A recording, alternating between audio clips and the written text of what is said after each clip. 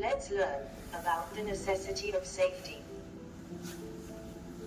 Safety is necessary to avoid industrial accidents, which results in human injury and loss of property.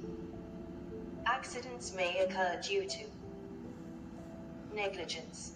For example, a mechanic working in a workshop without wearing proper cloths and protective equipment, like gloves and helmet.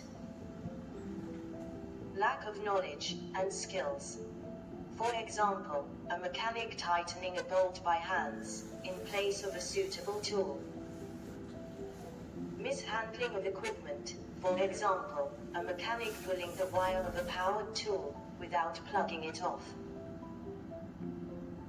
To avoid injury at workshop, it is necessary to wear protective equipment, like safety helmet, pair of safety glasses, safety gloves, and boots.